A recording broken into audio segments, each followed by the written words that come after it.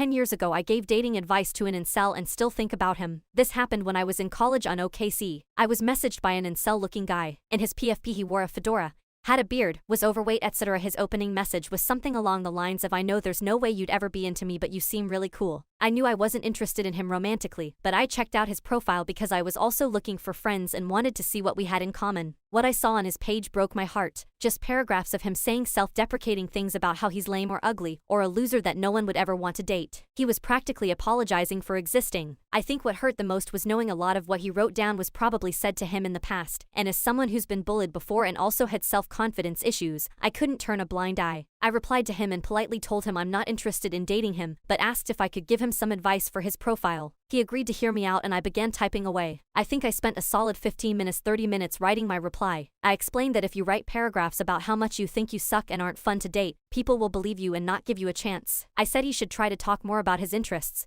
and what he likes to do so that he's more likely to appeal to someone with the same interests and hobbies as him. I emphasized that he should try and put his best foot forward and talk more about his good qualities. Once I clicked send, I waited for his response with bated breath. I don't remember exactly what he said, but it was something along the lines of, "Honestly, I was expecting you to tear me apart and make fun of me, but this sounds genuinely helpful. Thank you." We wished each other luck and never spoke again. It's been over 10 years since that exchange happened and I frequently wonder what happened to him. I've been thinking about him a lot more since the rise of Alpha Bro podcasts and the manosphere. I want to believe he tried working on his self-confidence issues and was able to move forward. But I also know that people online are mean. I know that even if he's on Reddit, the odds of him finding this post are slim to none. But if you're a guy who wore a fedora in Maryland or DC 10 years ago and got online dating advice from a lady who was an art major, I hope you're doing well and I hope you're doing better. I hope you learn to love more about yourself, and I hope you found love too.